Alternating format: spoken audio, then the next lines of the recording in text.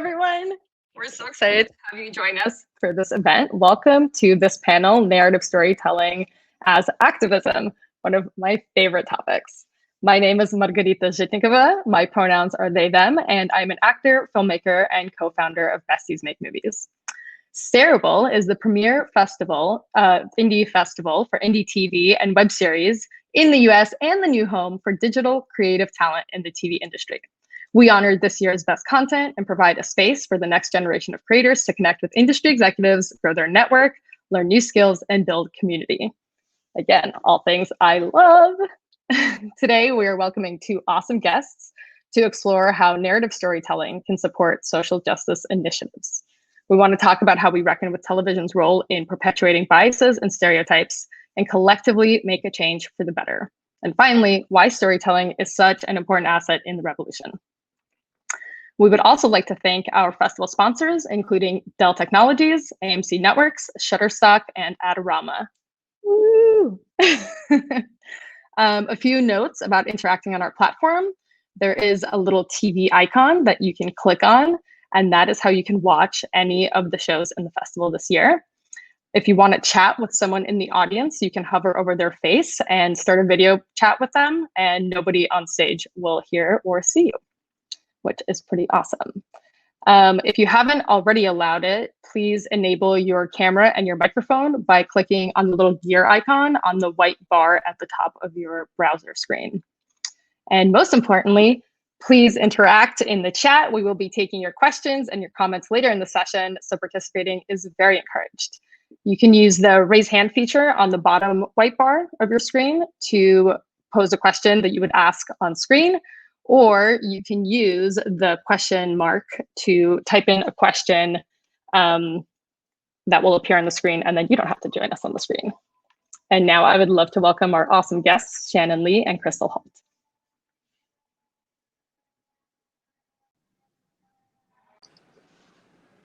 Hi.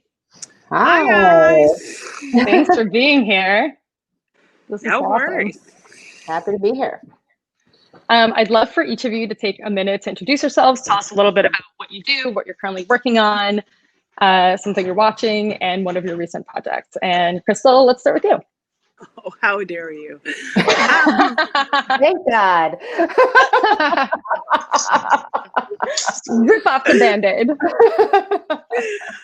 Hi, I'm Crystal Holt. I'm a development and current exec at AMC Networks. I work on Fear the Walking Dead, Walking Dead World Beyond, Creep Show, The Terror, you know, all types of things. And what am I watching right now? Sure. I'm watching anything trashy. Just trashy reality TV is where it's at right now for me. And horror movies, because it's October. Yeah.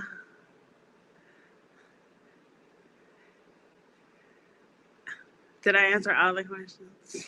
Because I'm red at that. If you ask me three, I'll answer two of them. What about you? What are you watching? I can't hear Margarita. Yeah, we can't hear you, Margarita. Yeah. But I can introduce myself in the meantime. Yeah, let's do that. I'm Shannon Lee. Shannon Lee. Yes, it's you and me. It's you and me, Crystal. Yeah, right now we're riffing. I'm Shannon Lee.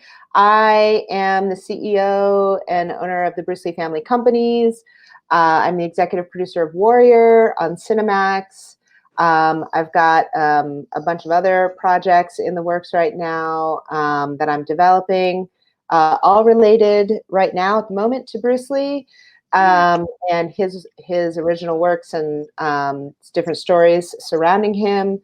What am I watching right now? I did just watch The Haunting of Bly Manor because it's October and because I love The Haunting of Hill House. Yep. I love all sorts of. I also just watched My Octopus Teacher, which was awesome.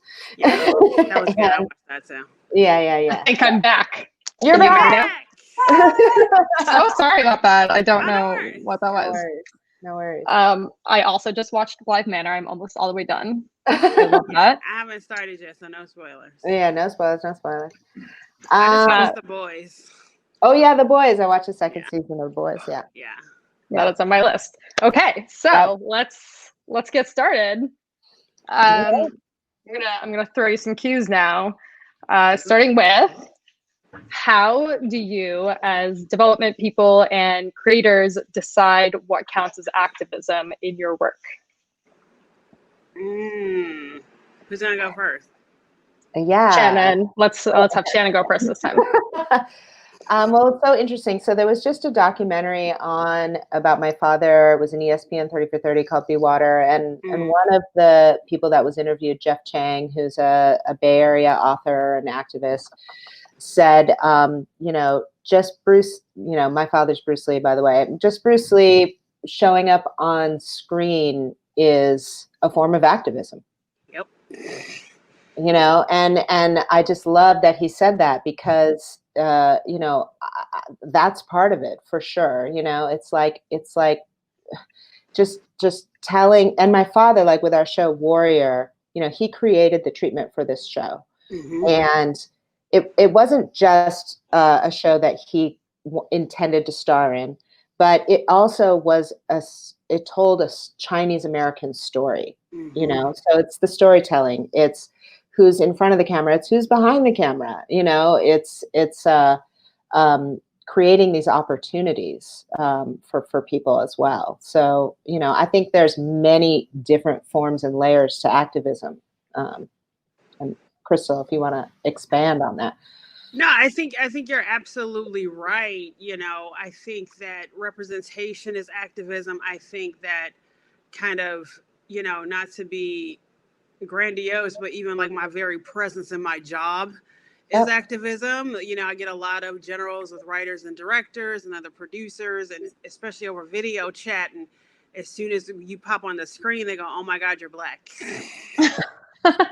And I'm like, all day, every day. 24/7. Like they're like, "Oh my God, I'm talking to someone that looks like me," and that shares the same background as me. And I often forget, because I've always kind of been the only person that looked like me in the room. And so I forget what that's like being on the other side, where all you're talking to and trying to explain your story and trying to sell your stories to people who don't look like you, and that don't share that kind of same background and what that's like. So I think, there are many layers to, what activism is and can be within my job, but that's probably the first one. Totally. Yeah. And that also totally makes sense.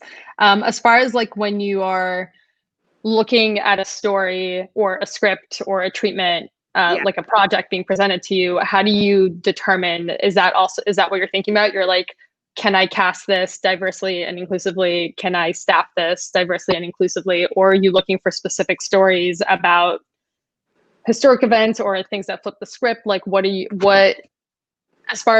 what's on the page, like what excites you regarding activism? I've been speaking a lot internally and externally about who's telling the story. Is this the appropriate person to tell the story? And part of that is, it's not that like white people can't tell Black stories, or Black people can only tell Black stories, or Asian Americans can only tell Asian stories. But like, before you come to me, have you done the work? Do you understand the background that you're talking about? If your lead character is trans, do you know what that is? And do you know what that struggle is and that character journey is? And have you done that homework before I see you? Because it's not my job to fix your biases. Are you the appropriate person to tell that story? And so that's part of what I'm looking at, and then it's authenticity of voice. Are you telling a compelling story across the page? Are you subverting tropes? Are you playing into stereotypes? You know, because it's 2020, but does everybody know that? Yes. And Shannon, do you have? You know, and then, you know, then we get into like the casting and the room and, you know, and the showrunner and all the rest of that stuff, because that all matters too. But, you know, before you get there, you know, you're presented with a person that's trying to tell the story, and are they the appropriate person to tell it? It's definitely like a very interesting shift in dynamics, because we're moving away from a world where a cis white man can walk into any room and be like, I'm the one to tell this story. I'm going to tell every story. And now Well, it still happens. Yeah, for sure. Yes. I'm like, are we walking away from it? This panel gives me hope. Yeah. Shannon, do you have any, would you like to expand on that at all? Yeah, I mean, I agree. When you said authenticity, that's what I was thinking of, and also like humanity, like three-dimensionality. Like, are these characters humans, like in their fullness, or are they, you know, just like images of something that you know, that are, you know, even if it's not stereotypical, but just like, you mean like hardcore stereotypical, but like there's a flatness to it. Yeah, caricature. There's no depth, you know, and so it's like, is there the authenticity? Is everyone looking out for the authenticity of the story as it's being developed, and the characters as if they were actual humans?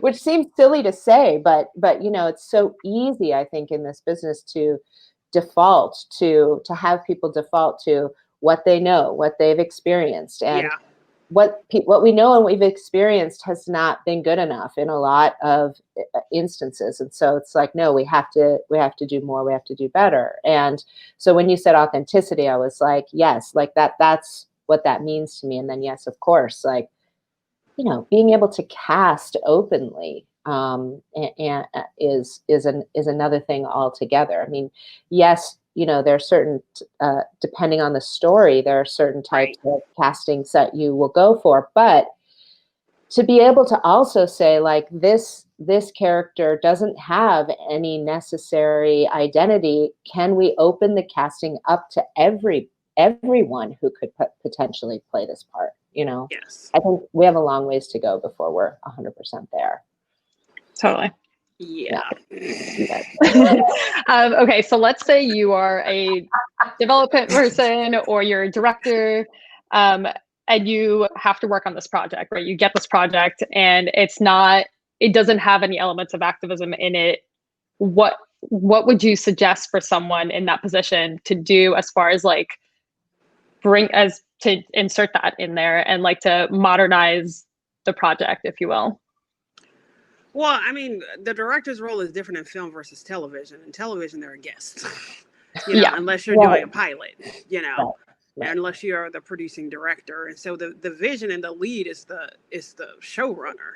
And so the activism has to start there. You know, it has to start with the network. It has to start with, you know, having diversity in the room. And I don't mean diversity in, oh, you're the affirmative action slot, and where you're going to treat you like the other, and you can only write, you know, the scenes of the token character of that show that's the same race as you. That's not diversity in the room. You know, like you know, you kind of have to get everyone's buy-in, and unless that's kind of the tenets and the beliefs of the network, and then they're hiring people that kind of believe or buy into that same philosophy as you, then you're knocking your head against the wall. You know, so by the time you get to a director who's trying to, you know, do the most, you know, trying to mix it up, you're not the boss here. So start at the start from the ground up. You're saying, like, start it from the very beginning. Top down. Yes. Top down. Yeah. Top down. Yeah. Yeah. In movies, you have more freedom, you know, like it's the director's vision, and they treat the writer like, you know, some hobo off the street. Like, thanks for the script, pal. You're not invited to set, you know. True. And then you can kind of, you know, they can kind of mix it up and do that kind of colorblind casting or whatever. But, you know, I'd be happy if the role actually calls for you know, a Japanese person, that they cast a Japanese person and not Scarlett Johansson. That is unheard of. Why would they cast anyone but Scarlett Johansson for that role? What are some projects that you think have done a really awesome job of authentically being activists in nature?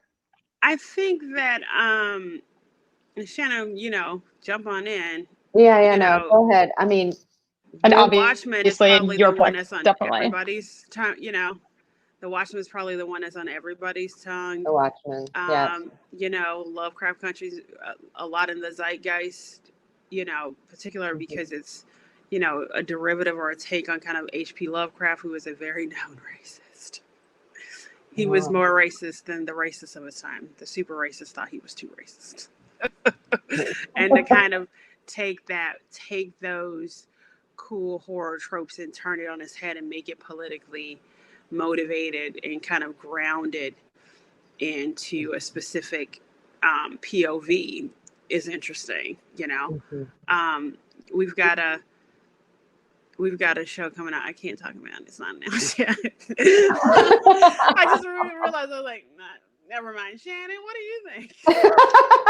Yeah, that was actually gonna be my question. Like, what do you like about, what did you think is powerful about whatever project you think did it well? So for you, Crystal, you mentioned that turning the tropes around, and that was very powerful. So I'd love to hear from you, Shannon, like what you think, because obviously like bashing somebody over the head and like being very on the nose about things doesn't always work. So it has to be a nuanced approach. That never works. Yeah. That never works. You know, and not to like toot our own horn, but in Warrior, that is one of the things that we talked about all the time was the tropes and how can we flip the tropes and how can we, and then making, you know, casting who we wanted in this rich world and having all of the characters have three-dimensionality and depth and feel real and be flawed in the way that all humans are flawed, but also beautiful in the ways that all humans are beautiful, and making sure that the women were powerful characters, even though it's 19th century San Francisco, and you know, that everybody is sort of like doing their best in their role, even though they're conflicted, even though it's challenging. You know, and they're trapped within a particular dynamic. But you know, I would have said the same. Watchmen. I'm watching Lovecraft Country right now. I'm trying to think. I'm so terrible with like remembering names of things, but there are people who do a great job of it. You know, who are really looking out and trying to do that. I do think breaking stereotype is really important. Yeah. Not to put y'all on the spot, but are there any smaller platforms that you've seen doing a good job of this, or just like straight up indie creators? Oh,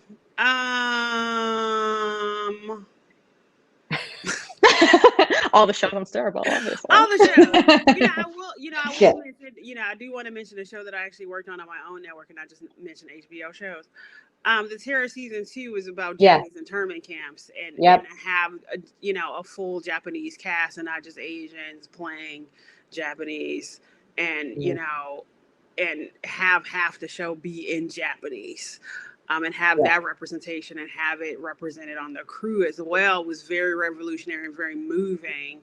And we got a lot of letters, about that, from crew and from, audience members. It really kind of resonated with people.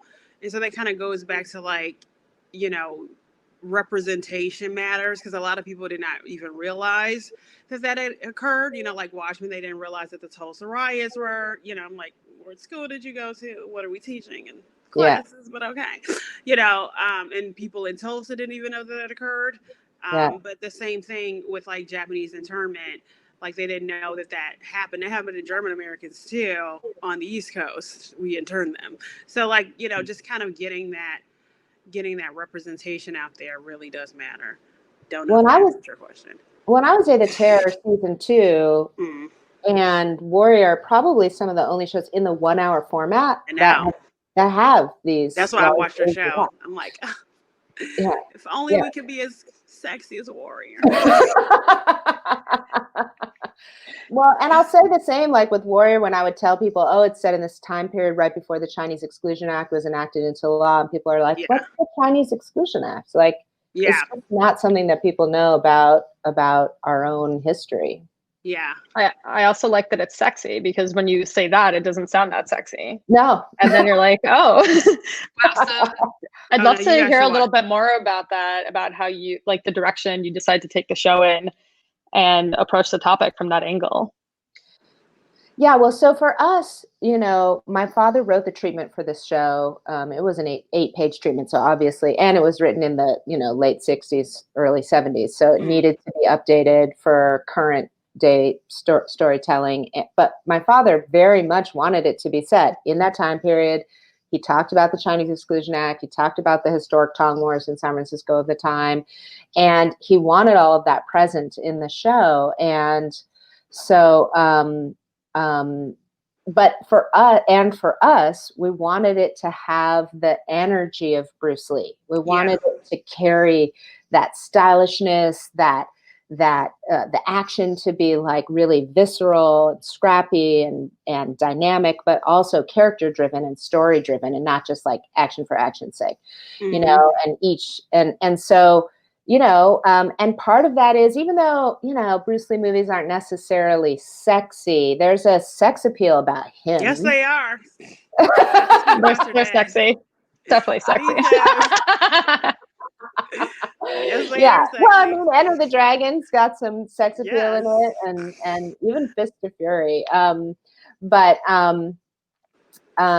you know, he was dynamic and sexy and powerful, and he had this like energy that just like shot out of the screen at you. And so we wanted our show to have that feeling. And my father, you know, the way he approached things was, he's like, I'm going to entertain the crap out of you, and then I'm going to like drop some knowledge in here at the same time. And so we kind of took that approach as well. Love that. Yeah. Why do you both think, and Crystal, let's start with you, that storytelling is so powerful when it comes to sharing these messages? I think that it's, you know, it's like the Mary Poppins method of a spoonful of sugar helps the medicine go down, you know. I think that you can really explore some super heavy themes through the lens of genre and through the lens of kind of entertainment and storytelling. And like Shannon's saying, like, I'm going to entertain you, and then you're going to learn something, and you're not going to know that you're learning. It's like infotainment. Yeah. Edutainment. Yeah. So I think it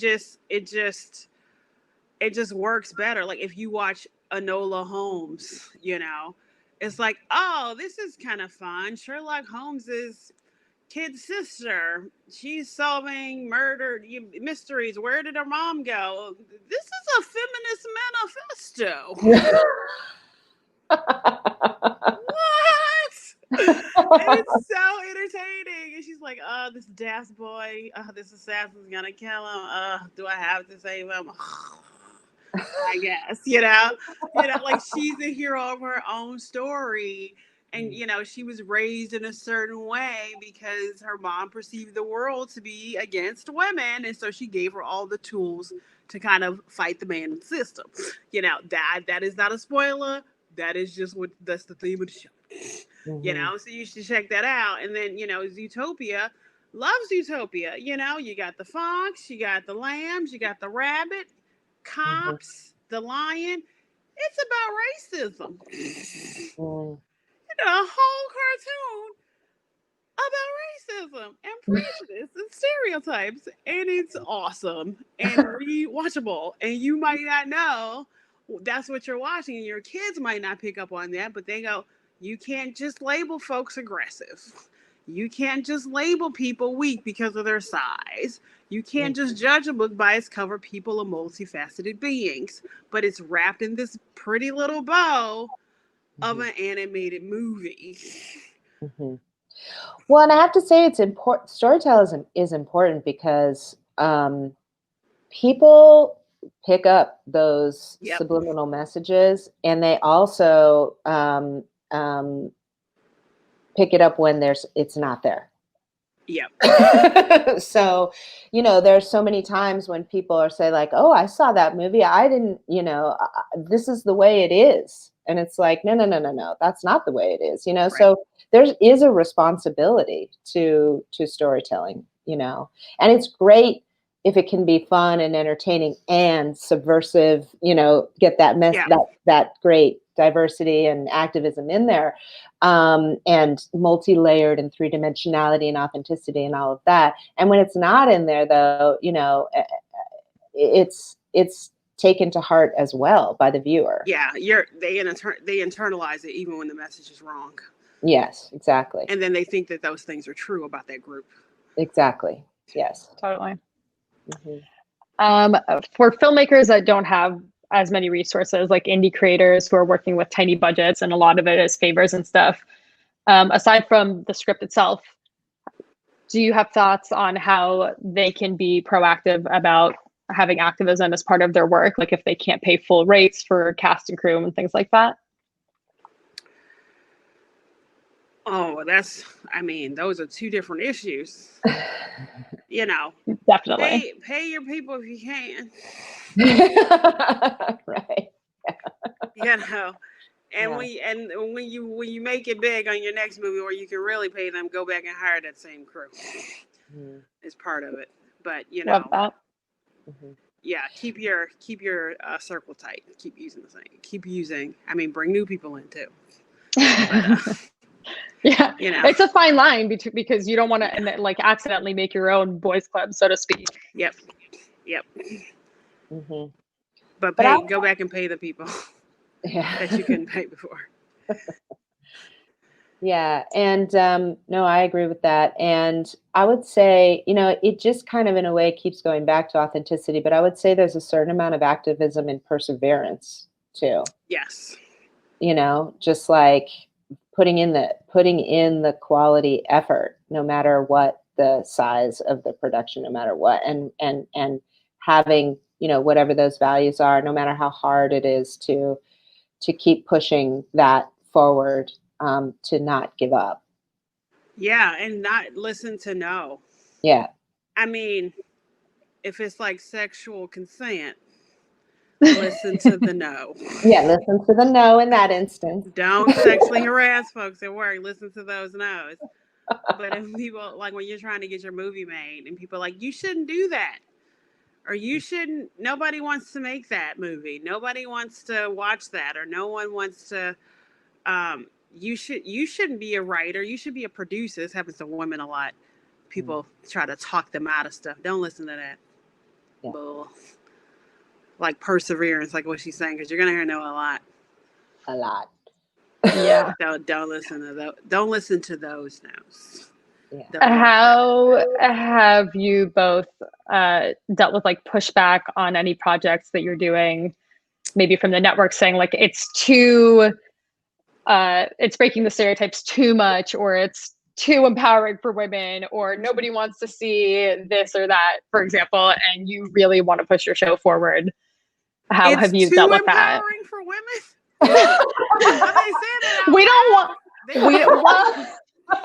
We don't want women to get ideas that they can just go off and do things. Women have ideas?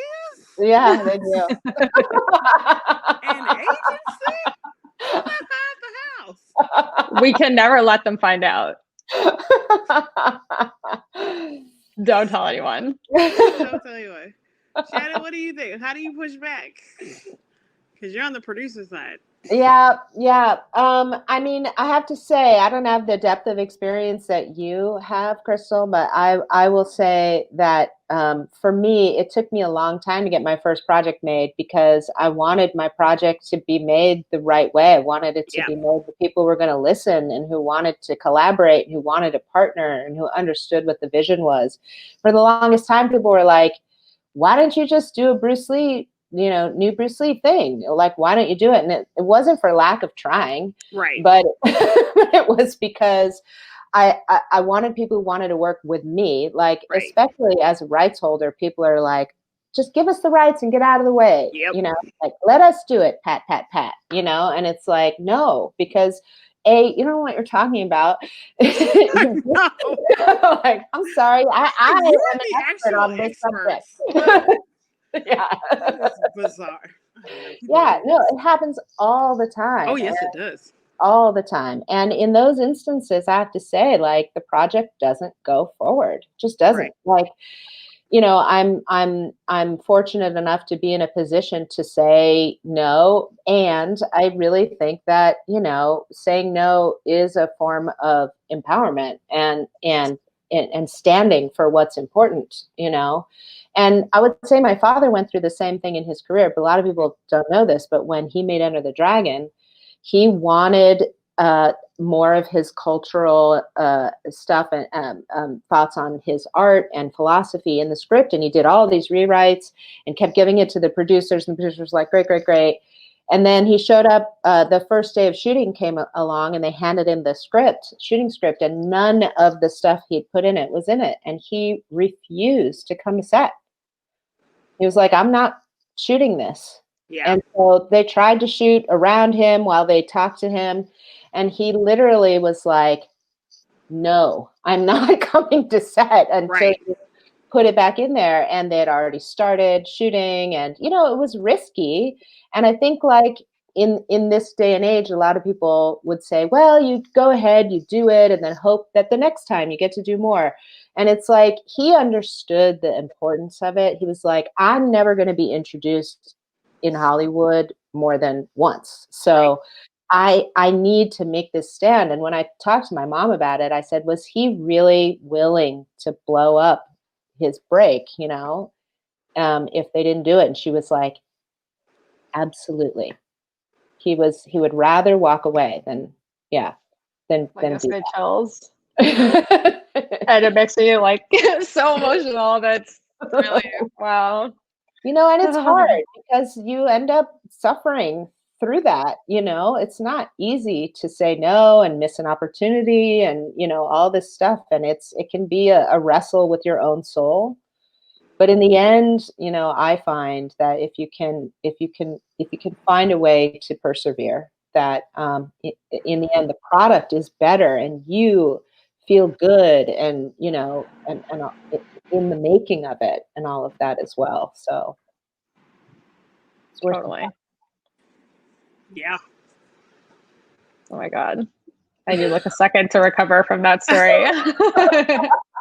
You know, it's hard to do the right thing. You know, it's hard to have convictions and stand by them and not be swayed or seduced by Hollywood and money and fame and all the things that you've been working on when the opportunity presents itself. But your father was absolutely fucking right. You know, like, you only get one chance to make a first impression, and if he gave on that, they would expect him to keep on giving. They would continue to push the goalpost to something that he couldn't achieve or control. So, I mean, he absolutely made the right decision, and it is a risk, and you have to be willing. You know, you have to be willing to walk away, and that's an individual decision per artist. Totally. And it just is. Yep. So. Absolutely. Yeah.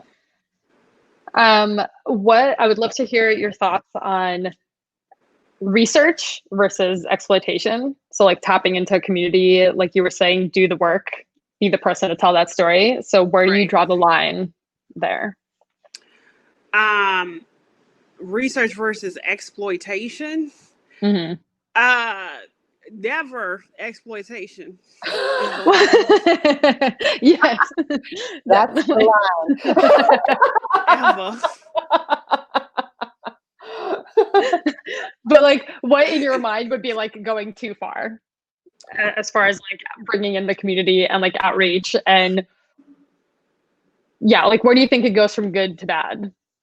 I think you can never be too educated on the topic that you're trying to tell. Like, I think that you want to surround yourself with people that also are versed in the topic, and that you selling to someone who gets your story too, and understands the story that you're trying to tell, and will challenge you in that, and not just kind of surround yourself by yes people and people that are like, no notes. Like, I have notes on everything. I have notes on shows that's not on my network. I got notes. I have thoughts. You know, and if you're dealing with in a place of like, you know, people just blowing smoke up your butt and drinking your Kool-Aid, like the product, you're gonna tell in the product. You know, you're gonna tell, and so that's, you know, having a diverse room, having a consultant, having, you know, producing partners that are kind of versed in that subject, and also like kumbaya with yourself, looking yourself in the mirror. Am I the person to tell this story? Is this appropriate coming from me? Am I fascinated by it, or am I exploiting it for gain? Like, do I think it's cool? Am I writing about this because I want to understand what this is, and I'm fascinated about what this struggle is, or am I writing this because I think this is what the trend is, and I think this is how to get paid, and no one's gonna buy my old white man scripts, you know, about the journey of an old white man, old hetero-cis white man, and so I'm just gonna make him black. I'm just gonna make him Korean because that's what's in, that's what's hot. But I didn't actually make the character choices aren't Korean. Right. The character journey isn't Korean. You know, that's when it's bullshit. Yeah. Agreed. Yeah. I say no all day, every day at work. I'll push back on everything. That's just my personality. What have your experiences been as somebody at the helm of like running a show or developing a show or producing a show that is very different from your life experiences? All of them. I mean, I'm not Japanese. Or a zombie. I actually thought you were both zombies, so I'm sorry. I don't live a zombie life. That journey is new to me. You know, but it's still early in 2020. We still have time. That's right. Who knows where this is going? Who knows what's around the bend? Yeah, you don't actually really know who's a zombie and who is not a zombie. No, I'm not a man. You know, like half the leads are dudes. I don't know what that's like.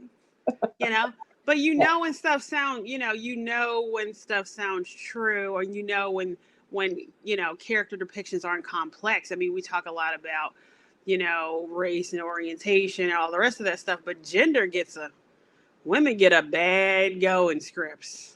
Oh, and, you know, half of my questions are, okay, so what is the woman's arc? Mm-hmm. And is she just a fridge for this story? Right. And does she just exist to push this dude's story along? Yeah. And if that's the answer, if your answer is yes to that, I'm not going to buy your show. Yeah, they just come in and they're like, well, you can't be too pro women, so we got to make it a fridge. And you're like, sold. Yeah. Where do I sign the check? Yeah. Like how are all of the characters kind of being serviced? And is it of a piece? Because there's just so much content out there, you know, to make something good or to make something fresh or new, you kind of have to dig a little deeper. You know, you can't just, you know, I mean, if you're doing like a procedural, then it's not really about the characters, it's about the crime, it's about the case, it's about, you know, but like you're going to have to, if you're doing serialized dramas, you're going to have to do a little deeper. Well, and this is where this art form being a collaborative effort really comes into play, because like for our show, you know, we have Justin Lin and myself, but our showrunner is a Caucasian man, Jonathan Tropper. He's Caucasian, you know, and it's not like we didn't talk to Asian showrunners. We did. Right. But at the end of the day, you know, Jonathan is a black belt. He's a huge Bruce Lee fan. He's super heavily versed in the action genre. He had to do research, you know, like about the time period, about, you know, but he had Justin and he had me, and I was always looking out for the female characters. I was like, this female character feels like she's just being like, you know? Right. And that's a pretty kick-ass show with some kick-ass female leads too. Yeah. Yeah. Thank you. And so it was like, together we all have to look out for Right. the pieces of the show that we have a voice for, you know? So. But he didn't just bring his whiteness to the table. He was appropriate for the job because he also had, you know, like he had the writing skills, but he had these other skills that understood the world. Right, so that's right. that's what I mean about, like, we're not discriminating against people, but you're bringing something to the table that's additive to the topic that you're trying to discuss, so that you're not just getting the job because you're white. Exactly. And he's willing to do the research, and he's willing to collaborate with us as partners. Yeah, exactly. Yeah.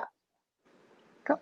And just a reminder for everybody watching that we will be taking questions later if we can. So make sure you are raising your hand or writing in that question mark so that I can ask your questions.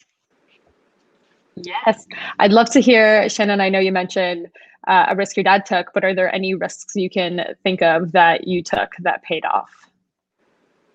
That paid off. I mean, I guess, let me think.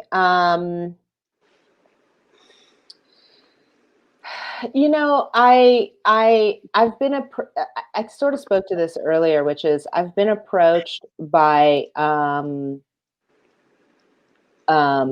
lot of people who want to do stuff with Bruce Lee over the years. And I've said no to a lot of it. And in my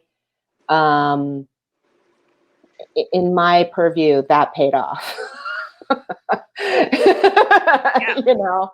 you know, and so that when this came along, when Justin Lin came along and wanted to collaborate on this project, and he said, you know, the problem is that in the room, when people are pitching a project or trying to get you interested in a project, everybody says the right thing. You know, everybody's like, oh, we want you to be involved, and we want this, and da-da-da, and of course you'll be a big part of it and all that. And to me, it's like the proof is in the pudding. Like, how you vibe with people matters.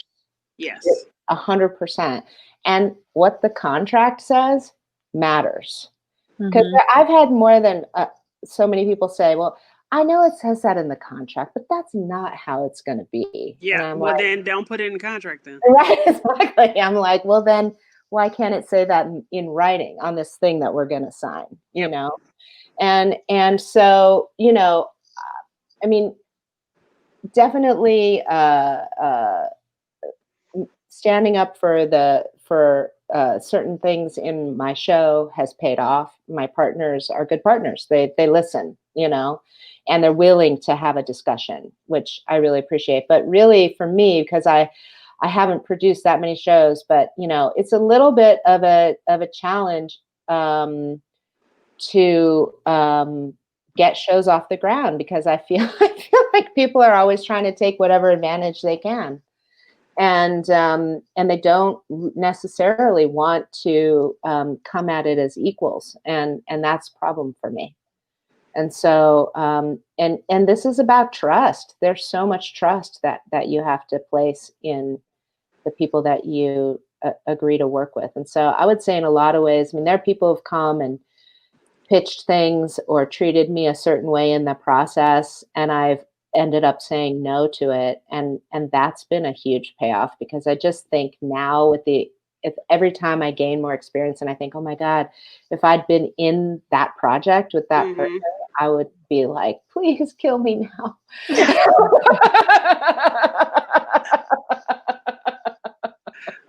Yeah. So, you know, it's a little bit answering it in the opposite, but no, I think that's great. I think that sounds like a lesson you learned from your dad. Like, just say no until it's right. Yeah. And every partner is different. Every partnership is different. Totally. Every network has a different philosophy, and then, you know, the culture of the department that's buying your project, you know, like, it's all a little bit bespoke. So it's not kind of a one size fit all that everybody's trying to screw you, but also be very contract literate. Read your contracts, people. Read your contracts and know what you're signing, and understand what you're signing and what you're being asked, and then also kind of, know what areas you're willing to compromise on and which areas that you aren't. Yeah, well, because there's always give and take. You're never gonna 100% get it your way, but you really have to like tune in with yourself and say, can I live with this or can I not? Yeah. Yeah, and that'll be different from project to project too. Totally. Totally. But that's also why, like, when you find people that you work well with, you're like, I want to work with you again. Yeah. For real. Or I don't want to work with that person. Yeah. Anymore. That's a different list. Yeah, that's basically our philosophy with our company too. Besties Make Movies. We're like, you were awesome. You're gonna work with us forever. Let's do this. Cool. So now we have a question. I'm gonna give Sarah a second to bring it up. From Judith Davis. If you have no representation, how would one get past the gatekeepers at AMC Networks? Oh, honey, the gatekeepers. They're the worst.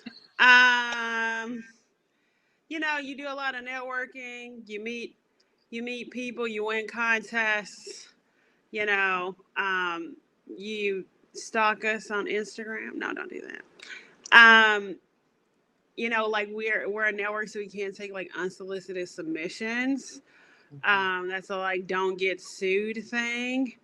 But like you win contests, you do festivals. Can you name any contests aside from the Stareable Pitch Fest? I mean, I didn't want to like pay attention to competitors. But if there's any like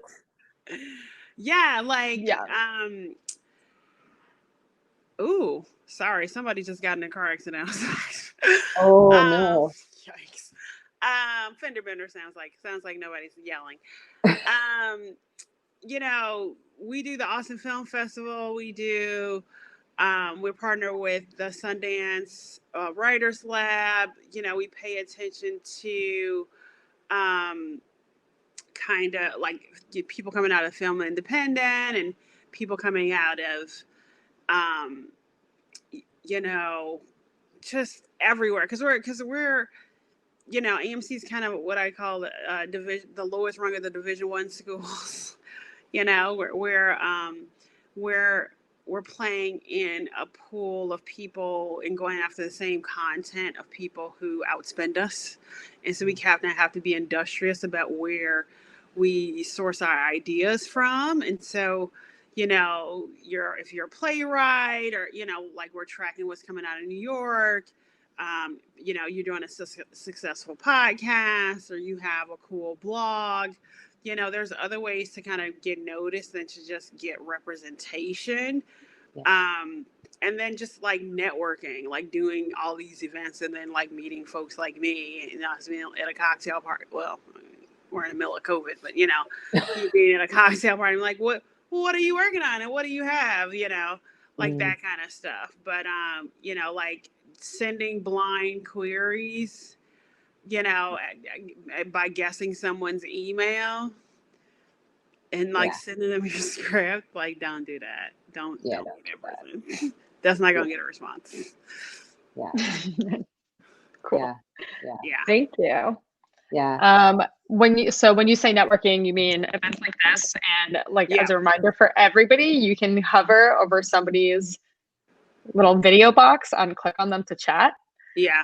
So that's a very cool way to meet people. It's something that I've only seen Stareable Fest doing, and it's really dope.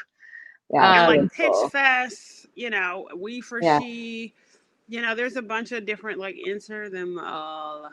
Well, like HBO has their APA Visionaries, if you're Asian Pacific American, so there are many places. And I will say, like, this business, I didn't really like understand it when I was acting way back in my 20s. I was like, this is a relationship business. You gotta, create, and then somebody will remember you at some point and da da da. And I always thought like, yeah, right, they're gonna remember me. But now that I'm like been in it for many, many years, it's really the truth. It's like just show up, be like full of energy, be positive, be someone that people, that want to hang out with and get to know, really. It's all about relationships. It really, really is.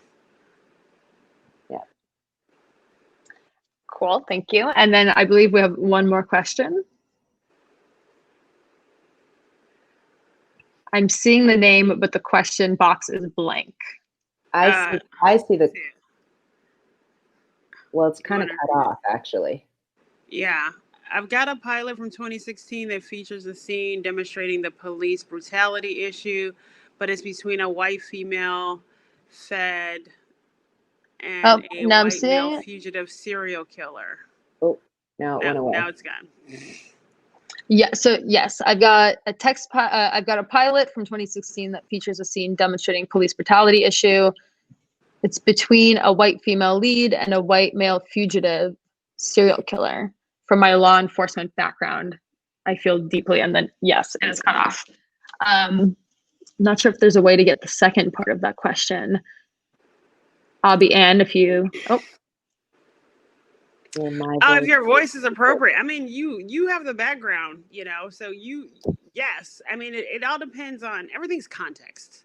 I know there's a lot going on with, police brutality, and it's, as Chris Rock said, that there cannot be any bad apples. And that there are some jobs where you can't be bad at that job, airplane pilot is also one of those. You can't just crash and, he was bad at his job. He shouldn't have been flying. So, I know it's a hot topic right now. It depends on what's kind of going on in your story and what it's about. But the question is, are you appropriate to tell that story? Yeah, I mean, everybody should be talking about police brutality, how horrible it is, and the nuances of what that is, because there is a culture to policing that nobody's talking about, and there's a culture to like who's attracted to that job, and who's like what organizations have purposely infiltrated law enforcement and the military that people aren't talking about. So I don't know, what your story is about, or if it's like The Fall, where she's like abusing, if a cop's beating up a serial killer, hooray. I don't know what your story is about, but I wouldn't say that you aren't appropriate to tell that story. I mean, jumping like off of having that a background and having and knowing kind of what you're talking about. That's not race or gender specific. Yeah. Jumping off of that, if a pitch for this came across your desk, what would be something you'd be looking for in a story like this? I wouldn't be looking for that at all. At AMC, I can tell you what we're looking for and what we're not. Anything that Dick Wolf is doing, we're not looking for. Yeah. And that's just like, Better Call Saul is our version of a lawyer show. The Killing is our version of a cop show, that like heavily serialized type of show. But also, the landscape of television has completely changed since The Killing, and it's just oversaturated. And if we're trying to, we're still a terrestrial channel, a linear channel with commercials. And so, if we're trying to kind of rise above the fray, kind of those traditional evergreen stories are probably not what we're gonna buy, unless it has some cool twist or some, something that's subversive, or it's, playing with format. But as far as like kind of a traditional, and again, I have not read your pilot. So you could be doing all these things, and I just don't know. Right. Yeah, but I think that answers the question. You're saying like it should be subversive. So there is theoretically a way to make that storyline fit into something that you would be interested in seeing if the tone is right. No, not as a viewer, yes, but what we would likely purchase and program, you know, is kind of a different story, because you like every 2 seconds a streamer launches. Like literally. Yeah. Like who's next? Who's coming up next? You know?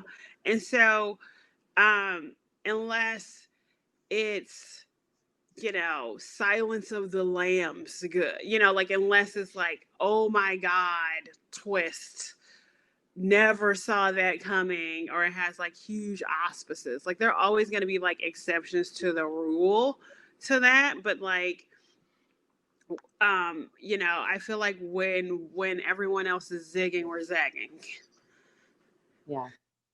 And I think that's really great advice, is like knowing who you're pitching to. Yeah, know your audience. And like, yeah, because you have to remember that, you know, depending on who you're pitching to, everyone only has so many, unless it's like Netflix, you know, people only have so many programming slots.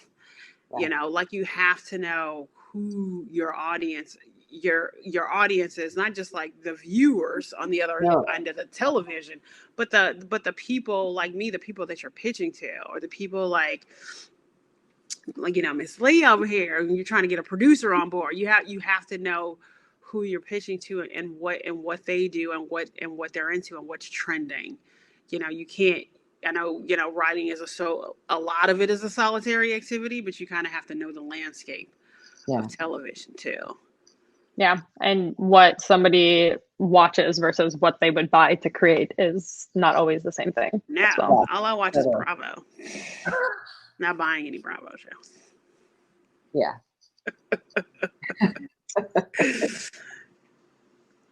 Awesome. Okay, you kind of already answered this, but let's say this will be our last question. Like, let's say you do see an indie show at Stareable, or you're browsing YouTube and you come across it and you're like, this is awesome and has potential. What happens next? And like from an activism lens, like what kind of show would that be? What kind of story? Or are you primarily looking at the team behind it and the team on screen? I'm looking at the creative.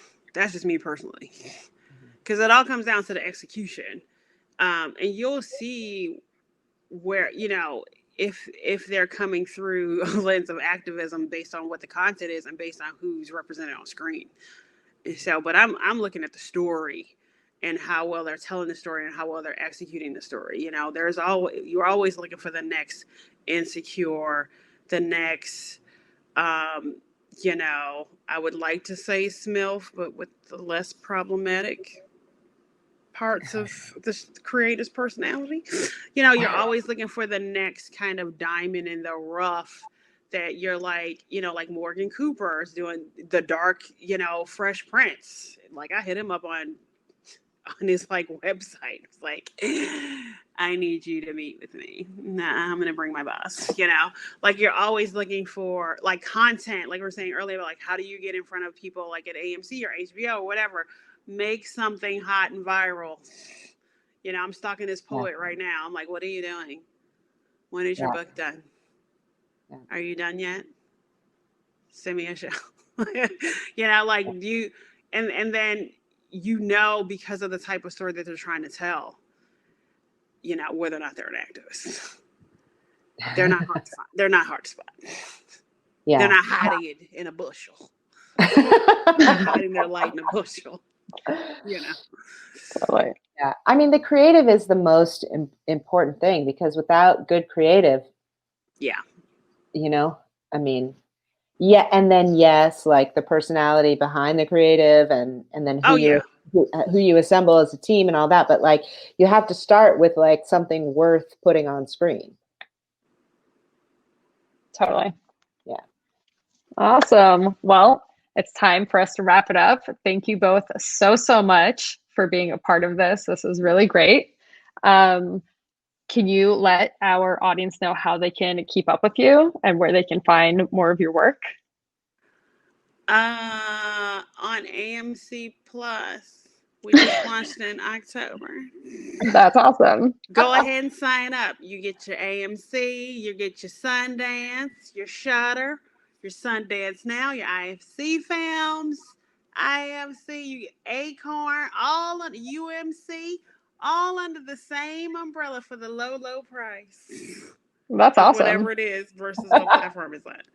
Amazon, Apple, you know, you want to watch all your Walking Deads? You want to watch your Mad Men? You want to watch Creep Show? You can find all my work there. Amazing. Yeah, and you can watch Warrior on season 2. It's happening right now on Cinemax, Max Go. And it's good, so you guys should totally watch it. Thank you. I appreciate that. And ultimately, it will be available on the HBO platforms once the second season goes through. Yeah, and so everybody watch it, please. It's awesome. Yes. I love it. I'm biased, but I love it. Yeah, and you should watch the latest season of Fear the Walking Dead because it is a bonkers in the best possible way. And season 7 is going to be even crazier. Good Lord, buckle up. How is that possible? I don't know. I heard the pitch out and I was like, what happened? Love that. We would also like to thank our sponsors again, including Dell Technologies, AMC Networks, Shutterstock, and Adorama. Thank you all for participating in the audience. Thank you for the questions. Yes. We do have another event tonight from 6 to 7 p.m. It'll be the Stareable Fest 2020 award ceremony. Woo! We'll be giving out awards in 11 categories, including short and long form comedy and drama, documentary, reality, unscripted, and best in acting, writing, directing, editing, and cinematography, and the brand new AMC Network's Best Female Creator Award. I'm so excited about all of that. Awesome. Thank you, everyone, for joining us. Yes. Also watch the animated Creep Show episode for Halloween. Oh. It's coming out. Okay, that's my last plug. I love it. These are things I like to work on shows that I actually watch. So yeah, I wouldn't be plugging them if I didn't watch them. And you should watch both seasons of The Terror. They're so One and two. I'm done. And don't forget that if you would like to stay in network after the panel, you can do so. This will be active for a little while, and you can click on each other. You can chat. You can get to know people. You can meet your next collaborator. Yeah. You could meet. You never know. You never know. Thank you so much, everyone. Thank you. Thanks for having us. Yeah, thanks.